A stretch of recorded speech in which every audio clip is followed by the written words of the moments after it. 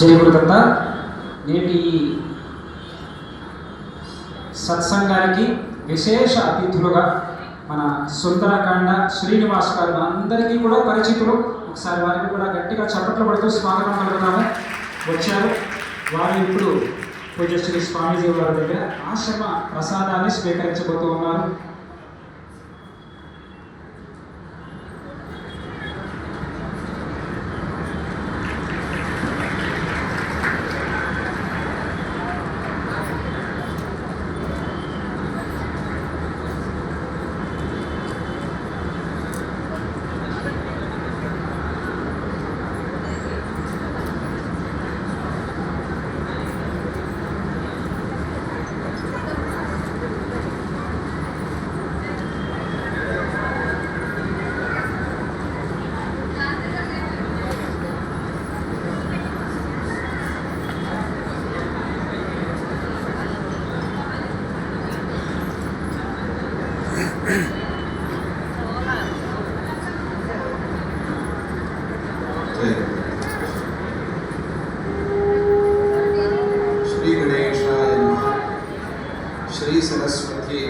श्री सरस्वती नमः. श्रीपादवल्लभ नरसिंह सरस्वती श्री गुरु दत्तात्रेयाय नमः. श्री गणपति सच्चिदानंद सद्गुरुभ्यो नमो नमः. जय बोलो सद्गुरुनाथ महाराज की जय. जय बोलो अनघा देवी समेत अनघ स्वामी की जय. जय बोलो पंचमुख आंजनेय स्वामी की जय. जय बोलो जयलक्ष्मी माता जय. अंदरिकी प्रधान अनघाष्टमी व्रत शुभाशीस्सुलु. ఈరోజు దత్తభక్తులందరికీ చాలా ముఖ్యమైన రోజు.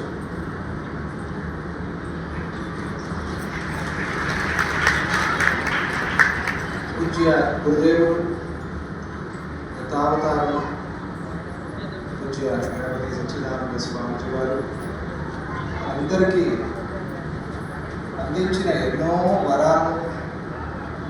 అనఘాష్టమి వ్రతం అనేది చాలా గొప్ప వరం. మనకందరికీ ఒక వరమే అనఘాష్టమి అనేది. వ్రతం మాత్రమే కాదు, వరం. ఇటువంటి ఈ వరాన్ని మనం ఈరోజు సద్వినియోగపరుచుకున్నాం. మన బిహెచ్ఏ పంచముఖ ఆంజనేయ స్వామి క్షేత్రంలో అందరూ కలిసి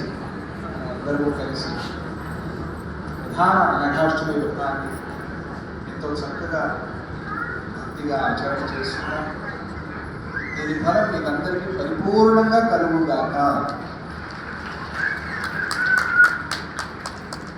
కార్యక్రమంలో సుందరకాండ శ్రీనివాస్ గారు కూడా వచ్చి ఉన్నారు. వారికి ఆశ్రమానికి ఎంతో అనుబంధం.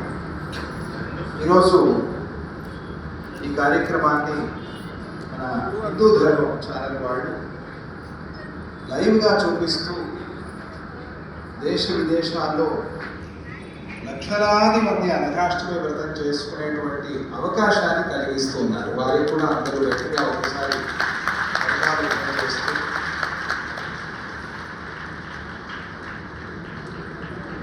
చలికాలం నడుస్తోంది. భాగ్యనగరం హైదరాబాదు హరిద్వార్ లాగా అనిపిస్తోంది.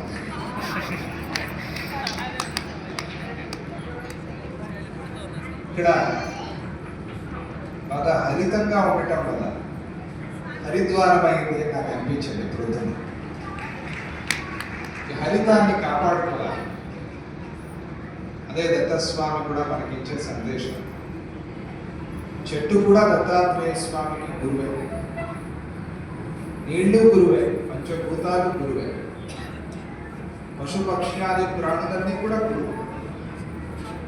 అలా సర్వత్రా గురుతత్వాన్ని చూడమని చెప్పేటువంటి దత్తాత్రేయ స్వామి మళ్ళీ మనకి ప్రత్యక్ష గురువుగా అవతరించి వచ్చి ఎప్పుడో త్రేతాయుగంలో ద్వాపర యుగంలో చేసుకున్నటువంటి వ్రతం మరుగున పడిపోయి మర్చిపోయినటువంటి వ్రతాన్ని మళ్ళీ మనకు అందించారు. అదే అనఘాష్టమి వ్రతం. మనము ఆనందంగా సంతోషంగా చెప్పవచ్చు, ఈ శతమానంలోనే మన గురుదేవులంత దత్తతత్వ ప్రచారాన్ని చేసిన వారు మరొక్కరు లేరు అని మనం చెప్పవచ్చు. టెంపే మహారాజు గారు, వాసుదేవానంద సరస్వతి స్వామి వారు దేశమంతా పర్యటించి ఎంత స్తోత్రాలు రచన చేసి దత్తస్తవం మనం పారాయణ చేసుకుంటాం కదా, ఇటువంటి ఎన్నో స్తోత్రాలు రచన చేసి ఎన్నెన్నో క్షేత్రాలు కూడా స్థాపన చేసి ఎన్నో క్షేత్రాల జీర్ణోద్ధారం చేసి దత్తతత్వాన్ని ప్రచారం చేశారు. విశేషంగా ఉత్తర భారతదేశంలో మన గురుదేవుడు దక్షిణ భారతము, ఉత్తర భారతం, పశ్చిమ భారతము, పూర్వ భారతము మాత్రమే కాకుండా విదేశాల్లో కూడా దత్తాత్రేయ స్వామి తత్వాన్ని ప్రచారం చేశారు, చేస్తూ ఉన్నారు. దత్తుడి అనుగ్రహాన్ని కోరుకునే వాళ్ళు అనఘాష్టమి వ్రతాన్ని చేసుకోవాలి. అనఘాష్టమి దత్తాత్రేయ స్వామి యొక్క శక్తిని కూడా మనకు చూపించేటువంటి వ్రతం. దత్తస్వామి పక్కనే అమ్మవారు కూడా కొలువై ఉంటారు. చుట్టూ అష్టసిద్ధులు పుత్రులుగా కూర్చుని ఉన్నారు. ఈ అష్టసిద్ధులు మనకి దత్తాత్రేయ స్వామి అనుగ్రహించి సిద్ధులు కలగగానే ఆ సిద్ధులతో సుఖభోగాలు అనుభవిస్తూ ఉండటం మాత్రమే కాదు, నువ్వు సహాయం చేయాలి, సేవ చేయాలి అని చెప్పేందుకోసమే చివరిలో కామావసాయిత అనేటువంటి సిద్ధిని కూడా దత్తాత్రేయ స్వామి స్థాపన చేసింది. ఇక చివరిలో అన్ని సిద్ధులు పొందిన తరువాత కామావసాయిత, అన్ని కోరికలు అవసానం, ఆ స్థితిని కూడా అనుగ్రహించేది అనఘాష్టమి వ్రతం. చాలా మంచి రోజు, కాలభైరవ స్వామి అవతరించిన రోజు అని కూడా మార్గశిర అష్టమికి ప్రతీతి. ఇటువంటి ఈ రోజు అకాల మృత్యువంతా దూరమై అందరూ మంచి ఆరోగ్యంగా ఆనందంగా ఉంటూ, నిన్న ఇక్కడ అహోరాత్ర భగవద్గీత పారాయణ చేశారు. అందరూ గట్టిగా ఒకసారి కర్ణాటక చాలా శ్రావ్యంగా, చాలా వినేందుకు ఆనందంగా ఆ భగవద్గీత పారాయణ జరిగింది. పొద్దున బ్రాహ్మీ ముహూర్తంలో నేను కూడా వాళ్ళతో పాటుగా పారాయణ చేసుకున్నాను ఈరోజు భగవద్గీత. నిన్న 6 నుంచి ఈరోజు 6 వరకు అహోరాత్ర పారాయణ చేశారు. వారికి అందరికీ కూడా స్వామిజీ వారి ఆశీస్సులు. మీరు కూడా అందరూ భగవద్గీత నేర్చుకోండి, భగవద్గీత పారాయణ చేయండి, భగవద్గీతని అర్థం చేసుకోండి, భగవద్గీతలో చెప్పినట్టుగా ఆచరించండి, జీవితాన్ని నడపండి. స్వామి యొక్క ఆశీస్సులకి పాత్రలవుతారు మీరంతా. మాకేం చెప్పలేదే అనేందుకు వీల్లేదు. అందరికీ భగవద్గీత, ప్రపంచంలో ఉన్న మానవాళికంతా కూడా భగవద్గీత. అటువంటి ఆ భగవద్గీతలో చెప్పినట్టుగా ఆత్మోద్ధారానికి ప్రయత్నం చేస్తూ, సమాజంలో కష్టంలో ఉన్న వారిని చూసి మనం ఎంత సేవ చేయగలమో అంత సేవ చేస్తూ, చలికాలం వచ్చింది, ఎంతోమంది పాపం బట్టలు కూడా లేకుండా, దుప్పటి కూడా లేకుండా రోడ్ల మీద అక్కడక్కడ బస్ స్టాండ్లో, రైల్వే స్టేషన్లో పడుకుంటారు. అటువంటి వాళ్ళకి ఇంట్లో ఉన్న పాత దుప్పట్లైనా ఇవ్వండి, పోయి కొత్తవి కాకపోయినా పాతమైన ఇవ్వండి, తీసుకెళ్ళి. అంత చలిగా ఉంటుంది. మనకి అవకాశం ఇస్తాడు భగవంతుడు, దాన్ని సద్వినియోగపరచుకోవాలి. అప్పుడే దాన్ని రెట్టింపు చేస్తాడు. ఈరోజు యోగ వాసిష్టంలో కూడా అదే విషయం మనం చెప్పుకున్నాం. అటువంటి ఆ అవకాశాన్ని ఇంకా ఎక్కువగా స్వామి మనకు ఇవ్వాలి అనే ప్రార్థనే అనఘాష్టమి వ్రతం. అన్ని సిద్ధులు పెట్టుకుని మనం ఏం చేస్తాం? ఇన్ని సిద్ధులు కోరుతూ ఉన్నాం, ఇన్ని కోరికలు కోరుతూ ఉన్నాం, ఇంత ప్రమోషన్ ఇవ్వు అంటున్నాం, ఇంత డబ్బు ఇవ్వు అంటున్నాం. ఇదంతా ఒకళ్ళే తినడానికి అవుతుందా? కాదు కదా. నాకు ఇవ్వు స్వామి, నాకు నువ్వు ఇచ్చి నాకు ఇవ్వాలి అని ఇచ్చే బుద్ధిని కూడా ఇవ్వు అని ప్రార్థన చేయండి. అప్పుడు ఇస్తాడు భగవంతుడు. నువ్వు అని చెప్పడం మాత్రమే కాకుండా నాకు ఇచ్చే బుద్ధిని కూడా ఇవ్వు అని ప్రార్థన చేసుకో. అప్పుడు భగవంతుడు తప్పకుండా ఇస్తాడు. అలా ఈరోజు ఈ అనఘాష్టమి వ్రతాన్ని మన పిహెచ్ఎల్ ఆశ్రమం ట్రస్టీస్ మంత్రి వాళ్ళు అందరూ కూడా చక్కగా ఏర్పాటు చేశారు.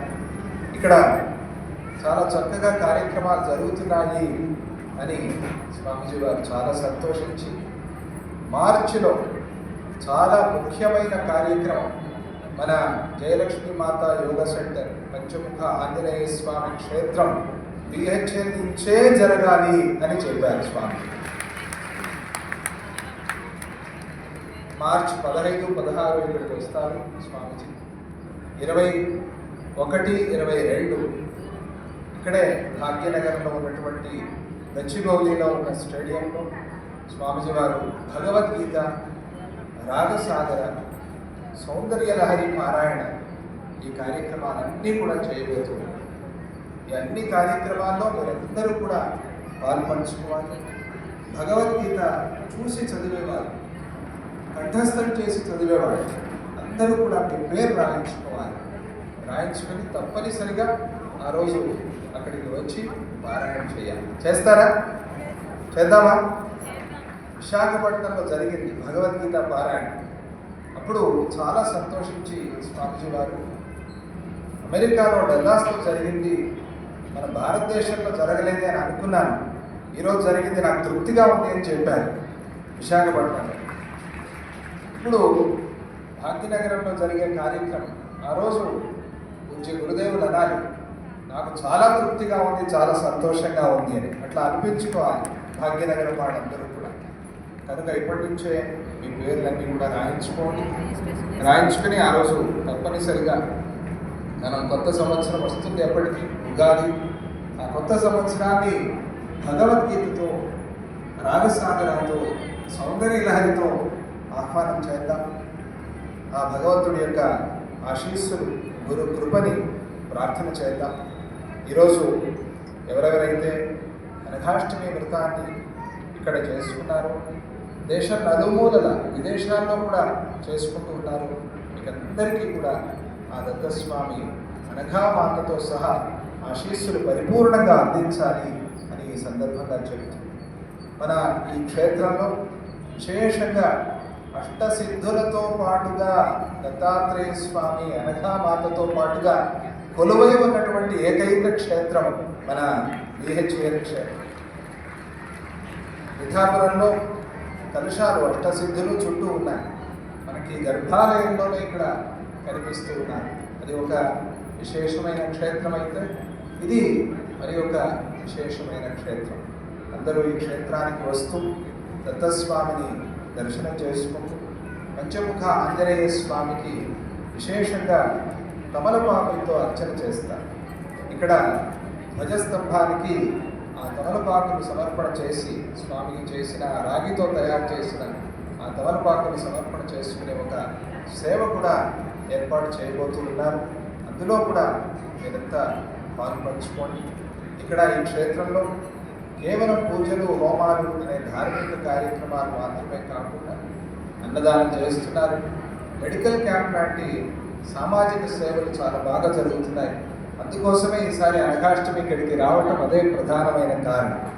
అన్ని సేవలు జరగాలి. ఆ అన్ని సేవల్లో కూడా మీరందరూ పాల్పంచుకోండి, తెలుసుకుని మీరు సేవలు చేయండి. దత్తగిరి క్షేత్రాన్ని కూడా బిహెచ్ఎల్ క్షేత్రం ద్వారానే చూసుకుంటూ ఉన్నారు అంటే చూడండి ఎంత మంచి సేవ జరుగుతోంది మన ఆశ్రమం నుంచి. ఇటువంటి క్షేత్రం ఇంకా ఇంకా బాగా అభివృద్ధి ఎన్నెన్నో కార్యక్రమాలు, ఇక్కడ సాంస్కృతిక కార్యక్రమాలు మన శ్రీనివాస్ గారు అప్పుడప్పుడు వచ్చి పారాయణ చేస్తున్నారు. సుందరకాండ పారాయణ, హనుమాన్ చాలీస పారాయణలు అన్నీ కూడా జరుగుతున్నాయి. ఇలాగే ఇంకా కార్యక్రమాలు బాగా జరుగుతుంది. మీ అందరికీ కూడా వచ్చి ప్రార్థన చేసుకోగానే ఆ కష్టాలన్నీ తీరిపోయి అన్ని కోరికలు నెరవేరేటట్టుగా స్వామి అనుగ్రహించని మిమ్మల్ని అందరినీ కూడా అని ఈ సందర్భంగా ఆ స్వామిని ప్రార్థన చేస్తూ మన బిహెచ్ఎల్ క్షేత్రానికి చాలా పూర్వం నుంచి కూడా వీసా క్షేత్రము అని ఒక పేరు. ఇక్కడి నుంచి ఎంతోమంది పిల్లలు జయలక్ష్మి మాతని పట్టుకుని విదేశానికి వెళ్ళి అక్కడ బాగా సెటిల్ అయ్యి ఇక్కడ సేవ చేస్తున్నారు. ఈరోజు కూడా చాలామంది వచ్చారు. మన కెనడా వెంకట్రావు గారు లాంటి చాలామంది వచ్చారు ఈరోజు ఇక్కడ. వీళ్ళందరూ కూడా ఇక్కడి నుంచి సేవ చేసి వెళ్ళిన వాళ్ళు. అలా ఆ స్వామి అనుగ్రహిస్తూ ఉన్నాడు. ఇక్కడ ఉన్నవాడిని, బయటికి వెళ్ళిన వాడిని అందరినీ కూడా ఆ స్వామిని మరొకసారి అందరూ మనసారా ప్రార్థన చేసుకోండి. అనఘాష్టమి వ్రతం చేసుకున్నారు. ఇప్పుడు మీరు లేచేటప్పుడు నిదానంగా జాగ్రత్తగా లేవండి. అక్కడ పూజా ద్రవ్యాలు వస్తువులన్నీ ఉంటాయి. వాటి మీద పడకుండా నిదానంగా చూసి లేవండి. ఆ ప్రసాదంగా వెళ్ళేటప్పుడు మీరు ఇంటికి తీసుకెళ్ళండి. ప్రతిరోజు చేసుకోవచ్చు ఈ వ్రతాన్ని. అప్పుడు ఇది అనఘా వ్రతం అవుతుంది. అష్టమి రోజు చేస్తే అనఘాష్టమి వ్రతం అవుతుంది. అష్టమి రోజు చేస్తాం కాబట్టి ఈ అష్టమి రోజే దత్తాత్రేయ స్వామి దీన్ని ఉపదేశం చేశారు కనుక ఇది ప్రధాన అనఘాష్టమి. ప్రతి నెల 2 సార్లు అష్టమి వస్తుంది కదా. శుక్లాష్టమి, కృష్ణాష్టమి. శుక్లాష్టమికి చేయొచ్చు, కృష్ణాష్టమి కూడా ఈ వ్రతాన్ని చేసుకోవచ్చు. కృష్ణాష్టమి విశేషం. ప్రతిరోజు కూడా చేయవచ్చు. ప్రతిరోజు చేస్తే అనఘా వ్రతం, అష్టమి రోజు చేస్తే అనఘాష్టమి వ్రతం, ఈరోజు చేస్తే ప్రధాన అనఘాష్టమి వ్రతం. ఈరోజు మనం చేసుకున్నది ప్రధాన అనఘాష్టమి. సంవత్సరానికి కనీసం ఒక్కసారైనా చేయండి. ప్రతిరోజు 18 ఏళ్లగా, 24 సంవత్సరాలుగా, 35 సంవత్సరాలుగా ప్రతిరోజు ఈ వ్రతాన్ని చేస్తూ ఉన్న మహాభక్తులు ఉన్నారు. దత్తభక్తుల్లో ప్రతిరోజు చేస్తున్నారు. కొన్ని క్షేత్రాల్లో, కొందరి ఇళ్లలో ప్రతిరోజు ఈ వ్రతాన్ని చేసుకునే వాళ్ళు ఉన్నారు. చాలా సులభంగా మానస పూజ కూడా చేసుకునే విధానాన్ని స్వామిజీ మనకి అందించారు. ఇది ఒక 5 నిమిషాలు అయిపోతుంది. ఆ ఒక కీర్తన అట్లా వింటూ దానితో పాటుగా మనం ఆ పూజ చేస్తున్న భావన మనస్సులోనే చేసుకుంటే అది మానస పూజ అయిపోతుంది. ఆ మానస పూజని కూడా మీరు అభ్యాసం చేసుకోండి. దత్తాత్రేయ స్వామి గురు రూపంగా మనస్సులో నిలుపుకోండి. మీకు అందరికీ శుభం. జై గురుదత్త, శ్రీ గురుదత్త. జై బలో సద్గురునాథ మహారాజ की जय అనఘా దేవి సమేత అనఘ స్వామి जय